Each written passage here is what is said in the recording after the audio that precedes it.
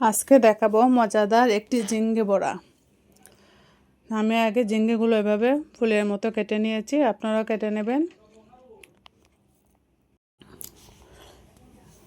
এখন আমি এগুলোর মধ্যে একটু লবণ মাখিয়ে নেব। আমি লবণটা পানি দিয়ে রেখেছিলাম, পানি আর লবণ মিশিয়ে নিয়েছি। এগুলো এখন ঝিঙ্গার লগে মাখিয়ে নেব।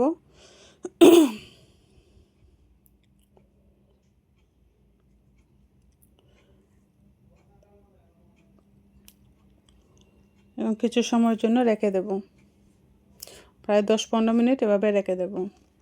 এখন আমি আলাদা একটা বাটিতে কিছু ময়দা নিয়ে নিয়েছি।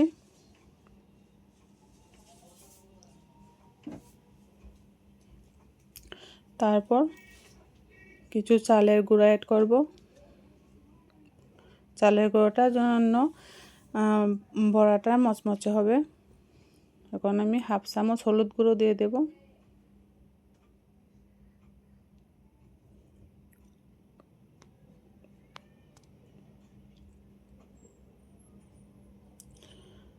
একটু লবণ দেব, কারণ লবণটা আমি আগে দিয়ে দিয়েছি ঝিঙ্গের মধ্যে।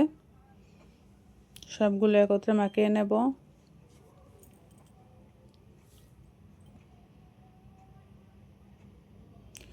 এখন একটু পানি দিয়ে দেব।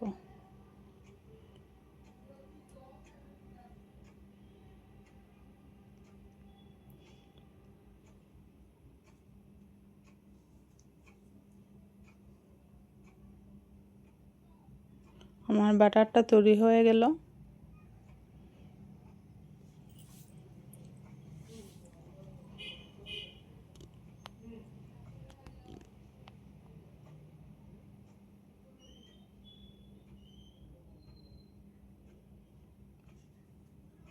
এখন আমি ঝিঙ্গাগুলো থেকে পানিটা ছাড়িয়ে নেব। এভাবে পানিটা ছাড়িয়ে নিলে ঝিঙ্গা বড়াগুলো মচমচে হয়। অনেকে ঝিঙ্গা বড়া করেন কিন্তু মচমচে হয় না, শুধু এই জন্যই পানিটা ছাড়ানো হয় না। পানিটা ছাড়িয়ে নেবেন ঝিঙ্গা থেকে। আমি একটা একটা করে সবগুলো ঝিঙ্গা থেকে পানি ছাড়িয়ে নেব। দেখুন কতটুকু পানি বেরিয়েছে।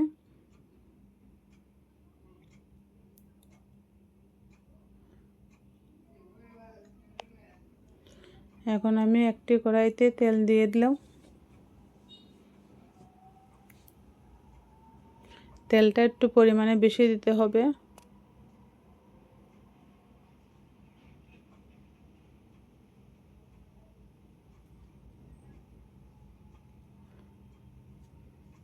এখন আমি বাটারটার সঙ্গে ঝিঙ্গাগুলো ভালোভাবে মাখিয়ে নেব।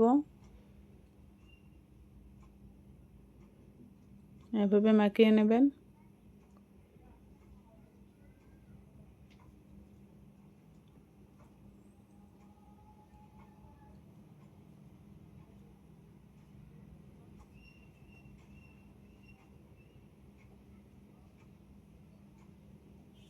আমি এখন একে একে দিয়ে দেব তেলে।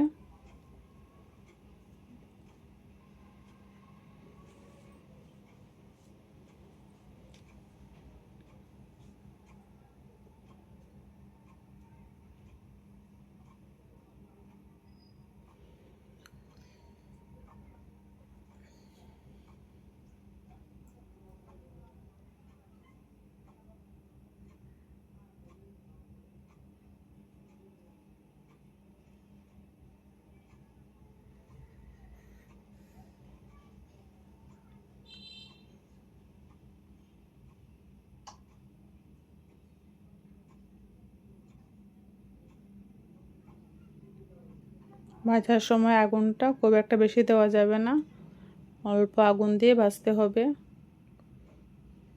তাহলে ভাজাগুলো মচমচে হবে।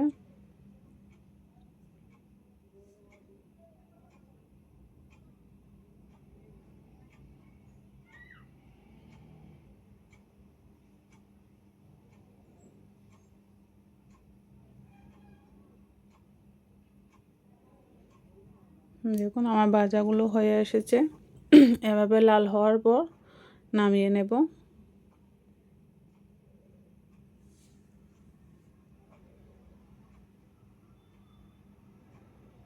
তেলটা ভালোভাবে জড়িয়ে নেবেন।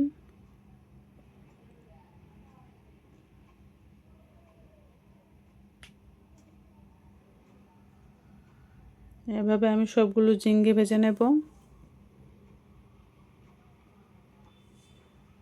দেখুন আমার সবগুলো ঝিঙ্গে ভাজা হয়ে গেছে। ঝিঙ্গেগুলো খুবই মচমচে হয়েছে।